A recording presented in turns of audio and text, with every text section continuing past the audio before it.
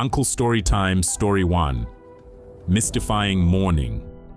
I had a rather strange, almost eerie experience during January/February this year. I'm hoping that somebody can provide me with a logical explanation, because try as I might, I don't seem to be able to come up with one. I go through phases of insomnia quite regularly, and by approximately 3:45 on this particular morning, I knew it was time to get out of bed. I couldn't turn the light on to read or turn the TV on.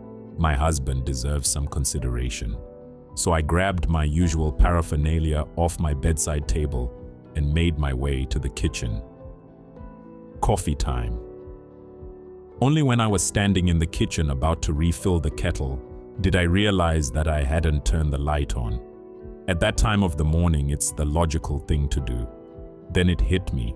It hadn't been necessary to turn the light on because my entire courtyard was almost as light as day, which in turn reflected in the kitchen to the extent that I didn't need to turn the light on. I could see my way around with ease. Perhaps I need to explain that I don't have standard size windows in the kitchen. Mine are rather large. Also, I'd removed the curtains a few years earlier, firstly because I didn't like them, and secondly, they were unnecessary. Nobody could see into the kitchen from outside. It's fully enclosed by a courtyard and outbuildings. The first thing I did was check the outside light. This is just an ordinary light above the back door, and by no means lights up that entire area. Needless to say, the light was off. Of course, I had to know where the light was coming from, so I decided it was necessary to go out and inspect. With my hand on the doorknob, the thought flashed through my mind. No, hang on a minute, there could be some scary humans out there trying to set me up. At approximately 4 o'clock on the 22nd of December last year, my husband and I were held up at gunpoint in our house and robbed. So I walked into the dining room next to the kitchen and looked outside. Darkness. The same with the lounge on the other side of the house. Darkness. Into the bathrooms, which are situated on the same side of the house as the kitchen. Darkness. Back into the kitchen. Light. Just to mention here, it was light enough for me to clearly see the red color of the tiled roofs on the outbuildings, plus every single item which is kept out there. But the trees in the background, outside the courtyard, were in darkness. Also, these were not street lights. Our property is close on 2,000 square meters, and the street lights don't reach that far. I speculated on all sorts of things, ranging from paranormal to alien, but didn't then, and still don't, know what it was. My logical brain keeps telling me this was some normal, perhaps rare, phenomenon. My husband is convinced it was something alien. No ghosts for him. He fancies the little green men. Perhaps I should make that little green ladies. Well, eventually I dozed off on the couch in front of the TV and arose to natural light everywhere. Nothing strange in the courtyard, everything perfectly normal. It didn't end there. Just after 9 o'clock the same morning, I was cleaning my gas hob in the kitchen, still speculating about the earlier mysterious event. My rubbish bin is kept in a cupboard to the left and slightly behind you when you face the hob. It's quite a big bin. I must add that it is very secure where it is situated. Well, I got the fright of my life when this bin simply fell out of the cupboard right behind me. The cupboard cannot open on its own, that's impossible. Even if it could open on its own, that bin would have to be taken out manually. It cannot simply fall over.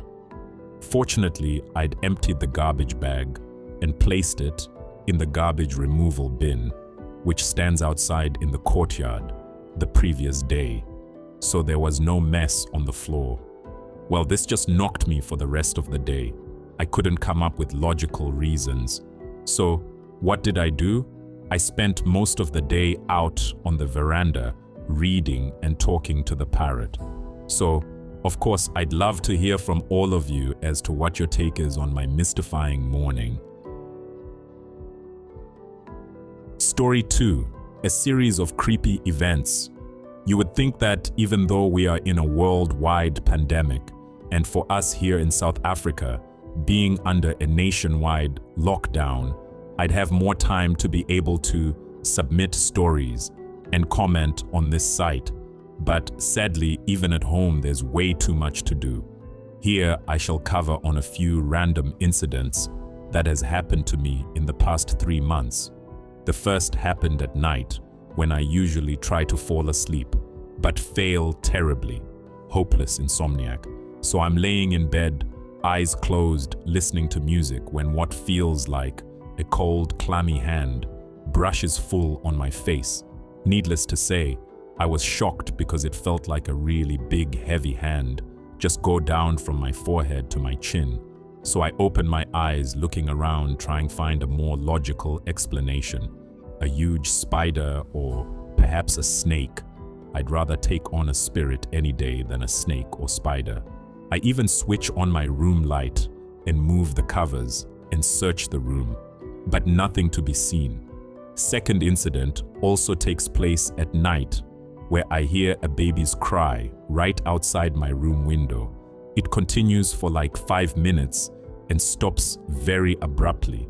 Then silence for like a minute and then crying again. This continues for roughly half an hour. I'd like to think it's a cat. However, in my yard, with 3 large dogs, cats keep away.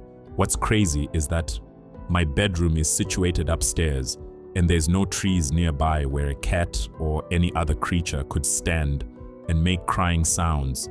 Even birds in our area do not sound like a baby's cry. The last incident happened during the day. It was around 12 or 1 p.m. and I decided that I would like to take a nap for a while and go to my room. From the opposite edge of my bed, I see this short, dark ball just move past me out of my room.